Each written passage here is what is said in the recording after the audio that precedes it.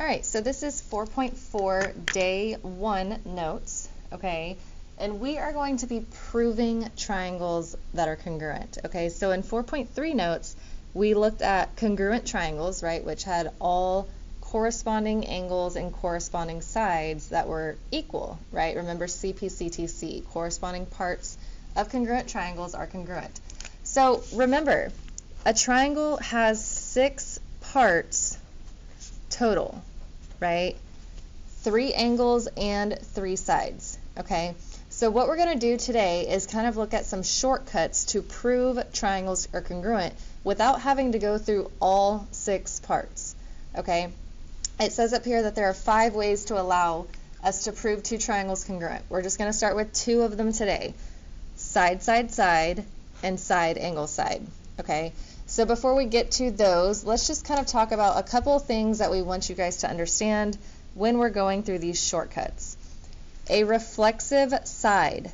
This is a shared side. Okay, so write that down. Shared side between 2 triangles. So if I look over here, I have triangle ADB, which I've labeled triangle 1, and I have triangle CBD, triangle 2. They both share this side DB, right? That is the reflexive side of both of these triangles, the shared side, okay? Or here's triangle 1, here's triangle 2. Well, these 2 triangles share side AC. That is the reflexive side, okay?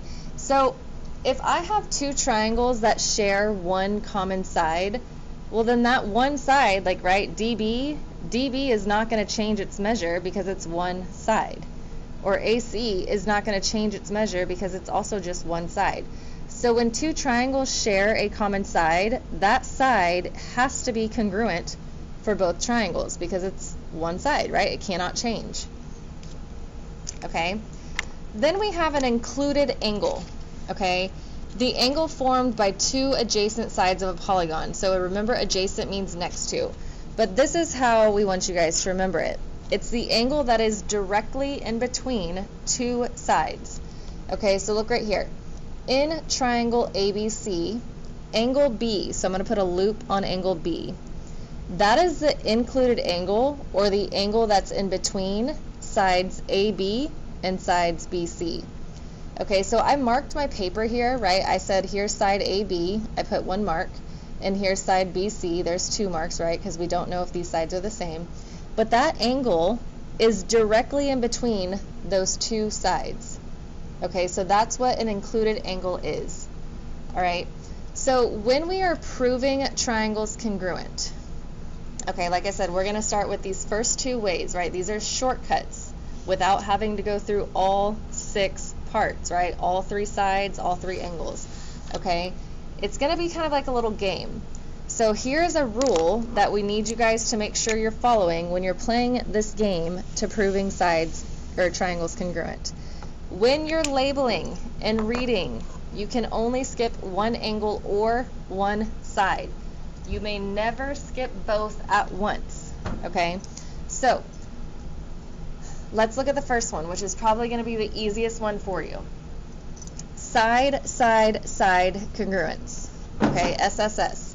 If 3 sides of one triangle are congruent to 3 sides of another triangle, then the 2 triangles are congruent.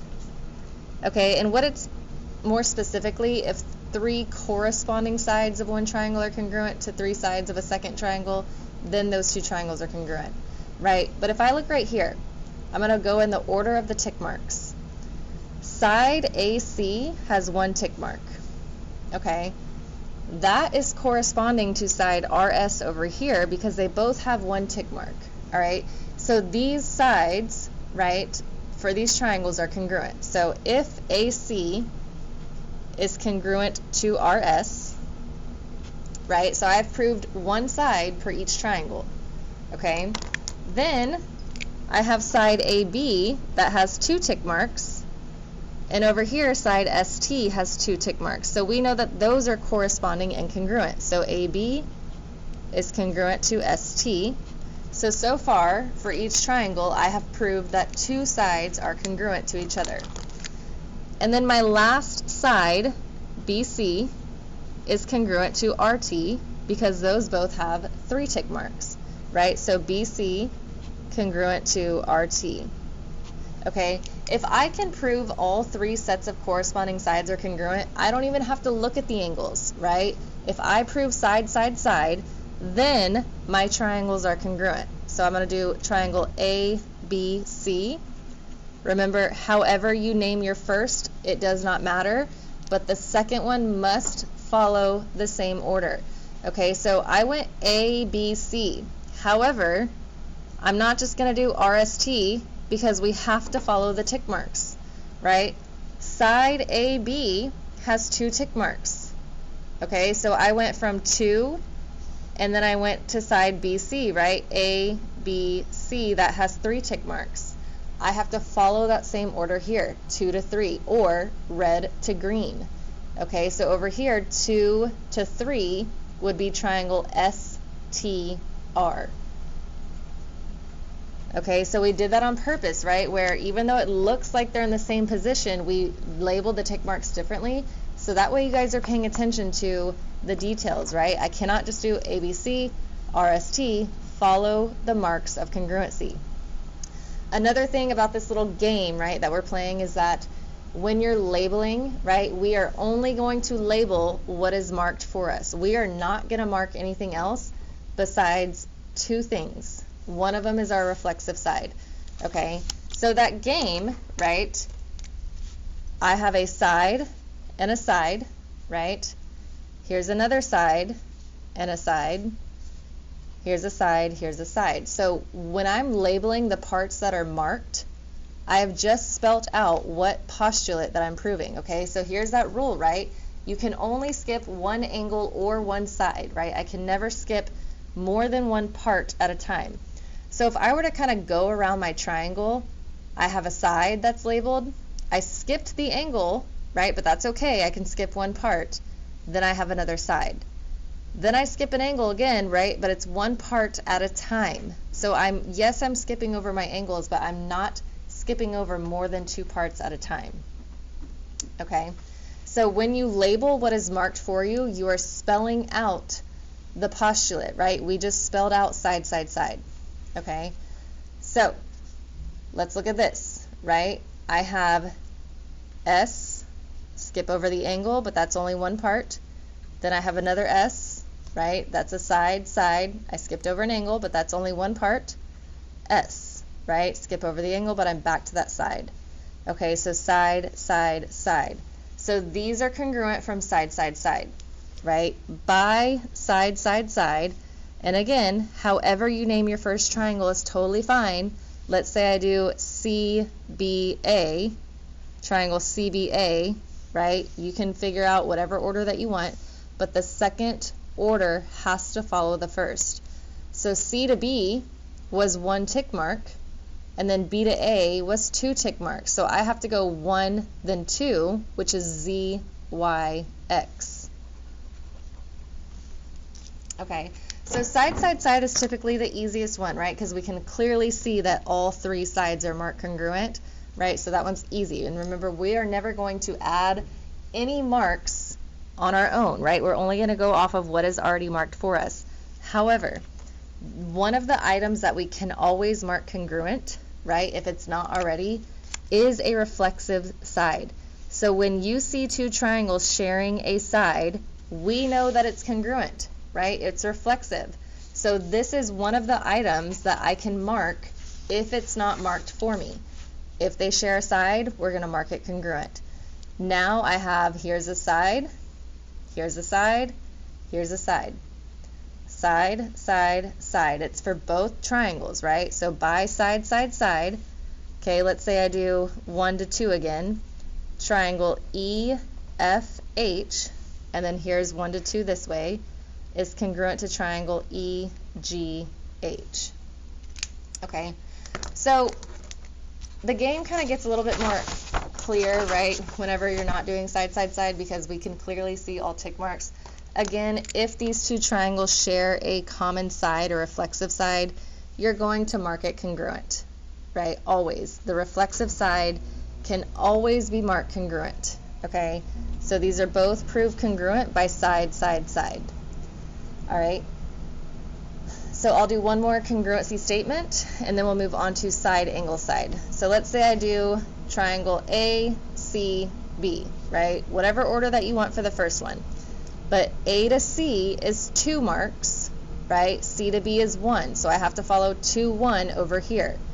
Here's my 2, here's my 1, so D, B, C.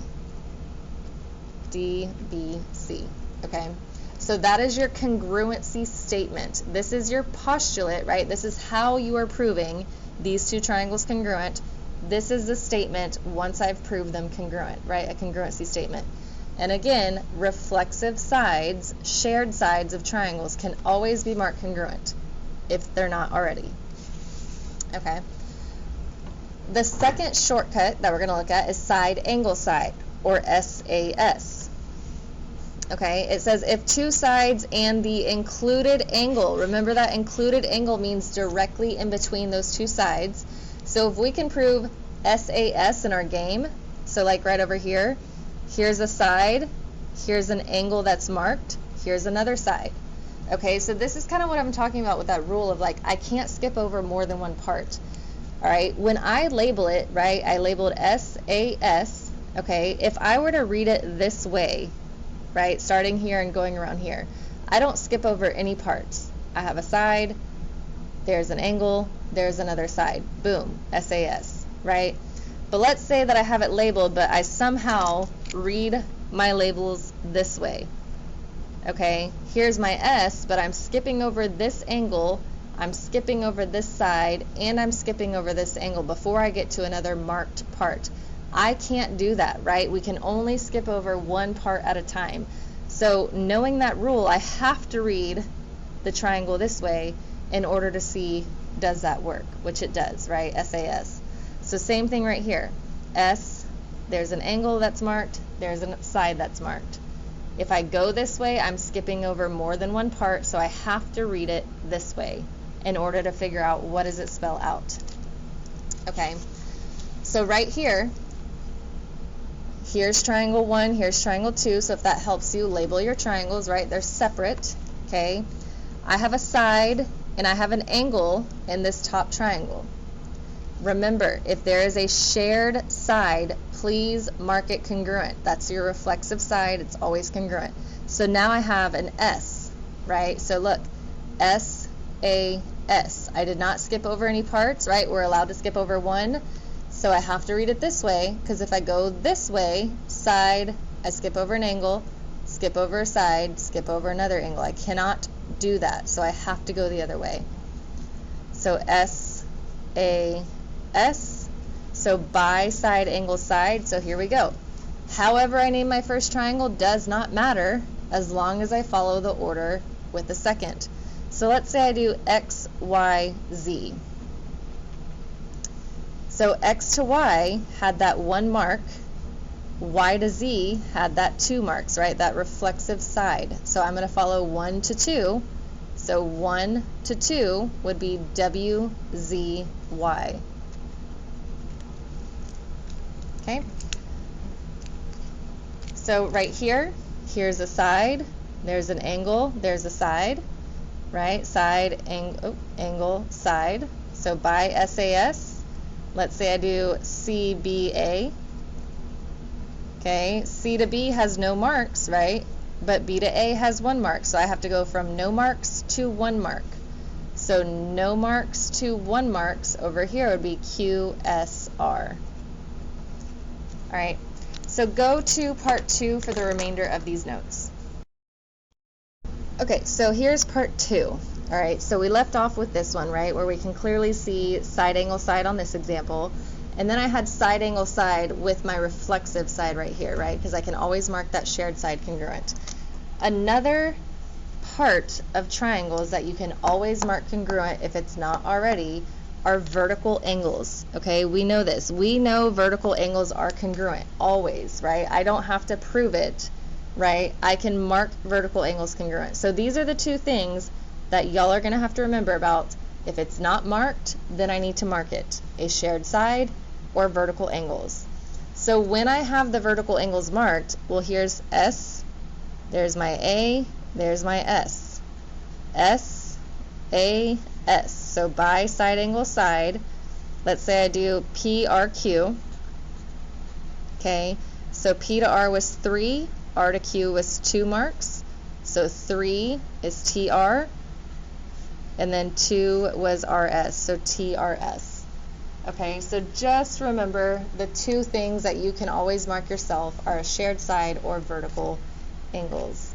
Okay, so let's go to this next page, right? Let's do some proofs, because this is what you're going to have to understand for your test on chapter 4, is filling in a proof. Okay, remember we looked at this in chapter 2.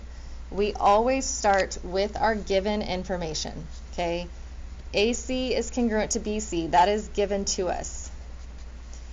And then we also have a second reason that's given. So I'm going to plug the second statement from my given information. So D is the midpoint of AB. Okay, so I kind of need to figure out, well, what does that look like on my triangle, right? Because if I look over here, nothing is marked. But here's my given information. AC is congruent to BC. So I'm going to mark those with 1 tick mark, because that means that they are both equal, right? The same measure. D is the midpoint of AB. Remember, a midpoint is halfway, guys. So if there's a midpoint, it is cutting this entire segment into 2 equal parts. So if D is halfway, that means that AD is congruent to DB. So I'm going to write that down right here. AD is congruent to DB. That is what I can conclude right from that midpoint. Okay, so look at my next statement. Look at statement 3. AD is congruent to BD. We just said that because of the midpoint, right? This is definition of a midpoint, or some call it the midpoint theorem. Okay, now the other thing that I can mark on my figure, right, what we were just talking about, because so far I have side, side, side, side. I'm not given any information about my angles. I don't have vertical angles in this figure, but what I do have is a shared side, right? There's that shared side, CD, and look at my fourth reason, reflexive. Okay, so because of that reflexive side, okay, we can assume that this one shared side is congruent to itself, right? There's only one segment CD, and it's a part of both triangles, so it has to be congruent to itself. So I'm going to write CD is congruent to CD because of that reflexive property. Now my last statement is, well, now triangle ACD, right, this triangle over here, triangle 1, is congruent to triangle BCD, and look at what we just spelled out for both triangles, SSS. These two triangles are congruent because of side, side, side.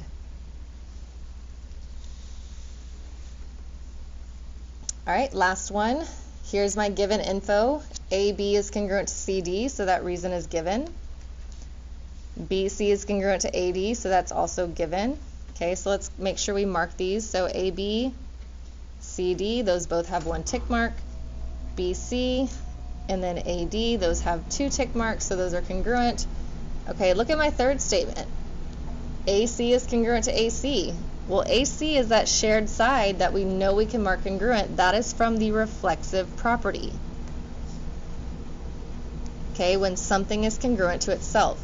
So again, for both triangles, I have just proven side, side, side for triangle congruency.